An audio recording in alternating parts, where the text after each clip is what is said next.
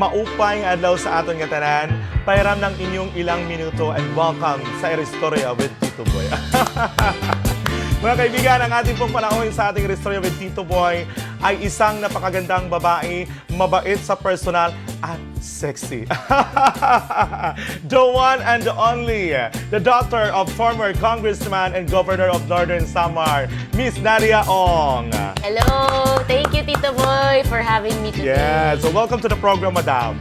Salamat sa welcome. Ang ganda niyo pala sa personal. Salamat. At ang bait, para kayong beauty queen. Yeah. Kung iisipin ko, parang mas matanda pa ako sa'yo. Alright, so welcome to the program. Ito lamang po ay isang ginagawa natin ngayon ay para mas makilala kayo ng tao sa 1st District of Northern Samar. So, para mas maging excitement ang ating pag-uusapan ngayon, handa ka na ba sa ating Fast Talk? Handa. Handa na. Let's do the Fast Talks. Flowers or chocolate? Chocolate. Solo or team? Team na team. Family or everything? Family is everything. Happiness or excitement? Happiness. Pera o values? Values, definitely. Correct. Best time for happiness? All the time. Wow. With families? All the With time. God and good deeds.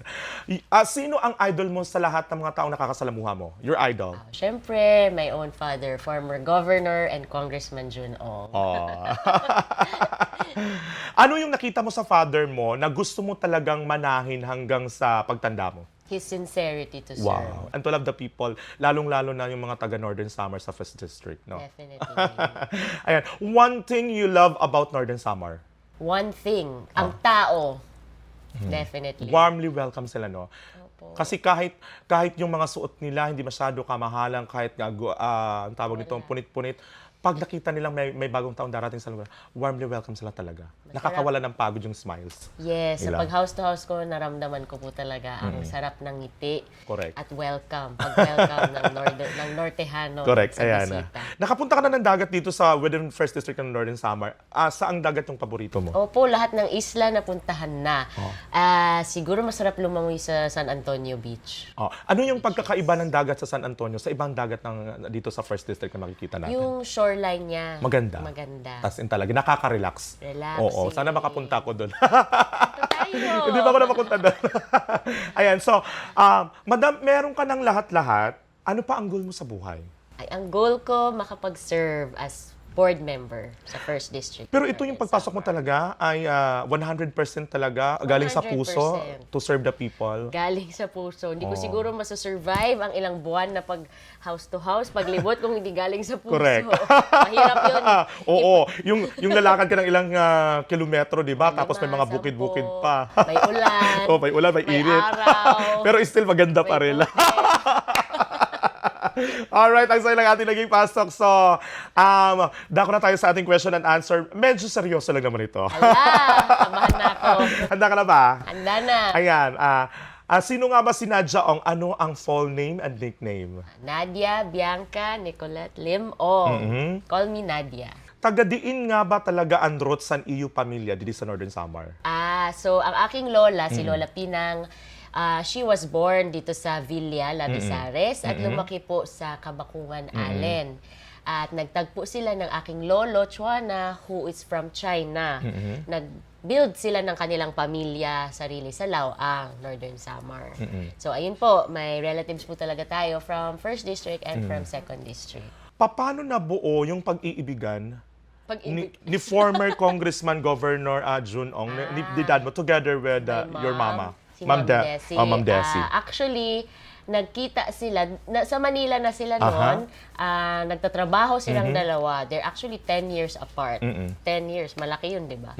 But nagkita sila dahil nagtatrabaho sila sa kanilang sariling family business, which was pangangalakal ng bakal. Nagtitrade silang dalawa. Alam ng lahat na kayo ay meron kayong blood na Chinese. So, ano yes yung values na nakuha mo galing sa mga Chinese? Nako, daramo. Siguro ang pinakamahalaga, the value of hard work, sipag at tiyaga. Kasi alam niyo, Tito Boy, when yung mga lolo ko, yung papa ni Papa at papa ng mama ko, when they both came here in the Philippines from China, siguro walang-wala talaga sila. they had nothing except a t-shirt on their back. No, and I think pursige lang talaga, hard work, determination, strong will para sa kinabukasan ng kanilang pamilya at pamilya ng kanilang pamilya. Yun lang, kaya nagtayo ng sariling negosyo, na umunlad, pinaghirapan, pinagtiyagaan. Hanggang sa nag-prosper at naging maanong business. Kamusta si Nadia Ong noong teens at early 20s kayo? Can you describe your younger self? Your younger life? So, teens, nasa college po tayo. Siguro, I took study seriously. Nag-aaral po gabi-gabi para maging okay ang grades natin. Dahil siguro naniwala ko pag maganda ang grades mo, ay syempre yung future mo. Maganda rin. Maganda rin. Madam, balita namin, student leader ka. You graduated cum laude in college. Can you tell us more about it? Mahirap ba maging cum laude? Lalong-lalo na naging student leader ka din. Oh, yes po. From De La Salle University, Manila ako nag-graduate. Cum laude. Pinaghirapan ko po yun kasi talagang nag-aaral talaga ako gabi-gabi. At the same time, binabalance ko ang pagiging vice president of the student council at that time. Siguro ginawa ko yun. Actually, sabi minsan ng mother ko sa akin, Tito Boy, bakit mo ginawa sa sarili mo na ang dami mong active ka sa student council, sa ganyan, tapos nag-aaral ka pa, pinapahirapan mo ba? May nag-pressure ba sa'yo? Wala? Wala. As in talaga, gusto mo lang talaga. So, or else, ginawa mo lang yung sa pag-aaral, tapos nakita mo lang yung outcome. Ganun na, siguro kaganda. Iba yung fulfillment. Oo. Iba yung feeling As in ng talaga, fulfillment. Kasi sa student council, I feel like nakakatulong ako sa kapwa kong estudyante. Tapos sa pag-aaral, yun naman para sa sarili ko, para sa kinabukasan ko. Para magawa mo yung dalawa, yun, sacrifices talaga. So, I think sulit naman at worthwhile. Kaya yun po, talagang pinaghirapan ang pag-aaral at pagiging student leader dahil sa fulfillment and sa kinabukasan. And actually, Tito Boy, it paid off. Pagka-graduate ko, kinuha po ako agad ng Procter & Gamble Singapore. Procter & Gamble, yun, P&G. Yun po yung P&G. gumagawa ng Tide, Safeguard. So, pinadala nila ako agad sa Singapore. Silang gumastos lahat, pamasahe, bahay, ganyan, para magtrabaho ako doon. At marami po akong natutunan doon. I will never forget my experience po doon. How long have you yours? 6 years, 6 na taon po ako nagtrabaho doon sa Singapore. Tapos yung family mo na dito lang sa Pilipinas? Yes. So nasa Singapore na pala kayo, madam, tapos medyo, hindi medyo kasi maganda na talaga yung career mo doon. So ano yung nagdala sa'yo na bumalik ng Pilipinas ulit at pasukin ng politika? Siguro, Tito Boy, after 6 years, na-realize ko rin na na fulfillment akong hinahanap na iba na hindi ko yata nakukuha sa pagiging employee. Meron ganun tayo na something na meron pa tayong gustong gawin sa buhay na ikakasay ng ating kapwa. Kasi kahit may pera tayo, minsan hindi tayo masaya pag hindi natin nagagawa yung gusto natin gawin. Correct.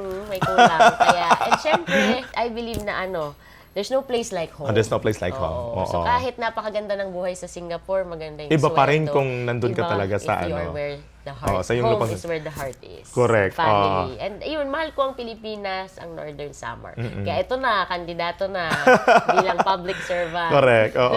Alam mo, nakita ko, sa mga public servant ngayon, ikaw yung pinakamaganda. Pinakamaganda sa personal, pinakamabait, at ang sexy talaga, ha. Parang Pumuyat lang ata ako pwede kang isabak sa mga beauty pageant. Alam mo, kung first time kang imimit, parang wala kang jowa, parang wala ka pang anak. Akala ko nga wala ka pang anak eh. Tulo na. Oo nga, tulo na nga. And so, nakaka-proud na may bago ngayong usbong sa politika, bagong pangalan. At napakabait pa ng character sa personal.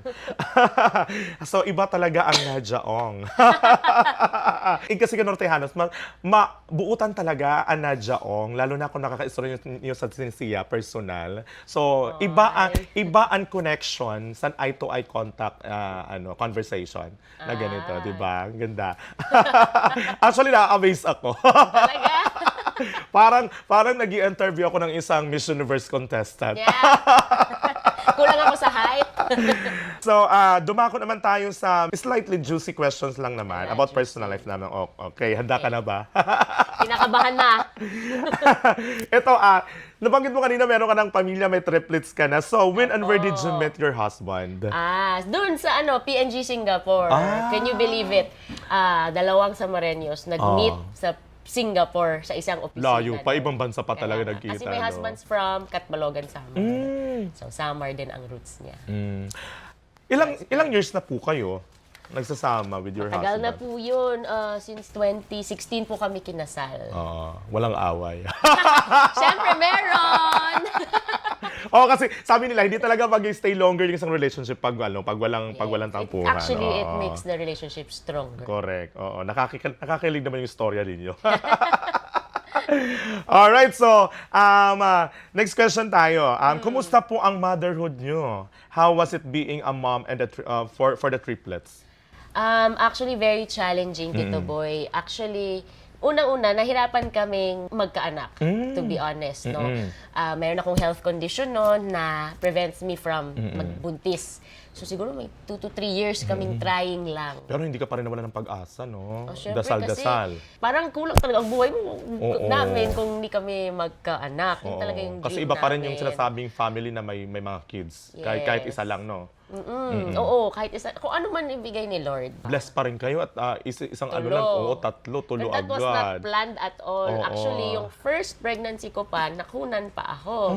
So imagine, ang tagal mo naghintay. Tapos, So ito, pangalawa na. yes, Okay. pangalawa. But that came with after much prayers. Oo. After nakunan, grabe, may depression. Correct. So, lagi na lang kami nandun sa Padre Pio ng asawa ko. Padre Pio Church sa Libis.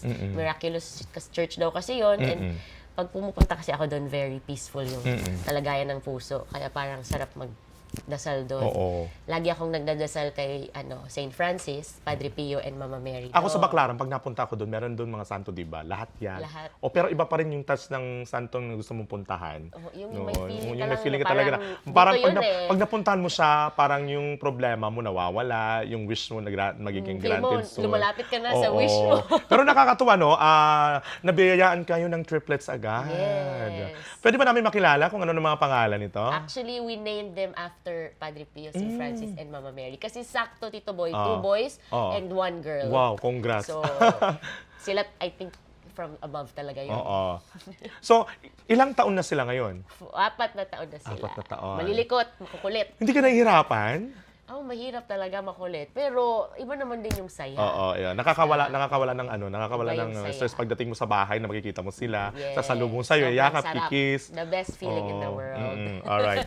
Actually, alam mo, Tito Boy, ang pinakamahirap na challenge talaga ako noon, na-depress pa ata ako noon. Nung na-realize ko, tulo nga ang anak ko, pero wala naman akong gatasan iroy.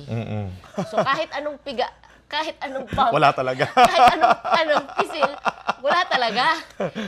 Tulo pa sila. Oo, tulo pa. Parang, siguro nag-ano pa ako, Lord, binigyan mo ako 3, tapos, Pero wala namang breast milk. Oo, ano ba yan?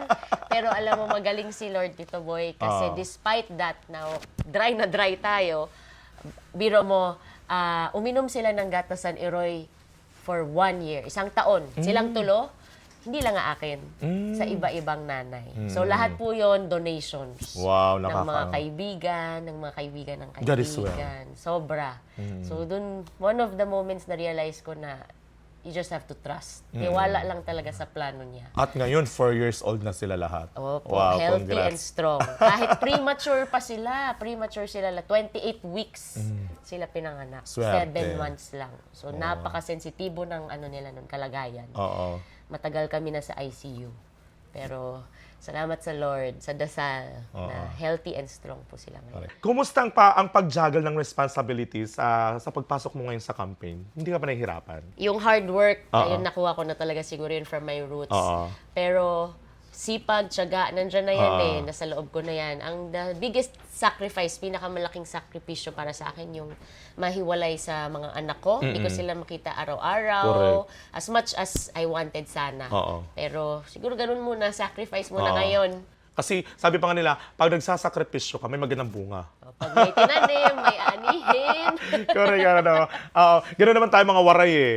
Kailangan tayo, agresibo tayo pag may mga bagay tayong gustong makamit sa buhay, di ba? Yes, correct. So ikaw naman yan, yung gusto mong makamit sa buhay ay magsilbi. Magsilbi. Oo, ng mga bago pa tuminungnong Public sa primero distrito sa Norte San Samar. Siguro nga po. God's plan. Alright, so bago tayo magtapos, ano yung mensahe mo sa mga kapwa nating Nortehanon dito sa First District sa Northern Samar? Mensahe para sa mga botante natin. Siguro po sa ngayong halalan, iboto po natin. Nadia Ong. Pagka-board member, numero 7 sa baluta. Then, salamat. Miss Nadia Ong, ikaw na. Hala. Ako na ang aplikante. Mga kaibigan, abangan niyo po ang susunod pang mga episode. Dito lamang po yan sa Eristorya with Tito Boy. Salamat.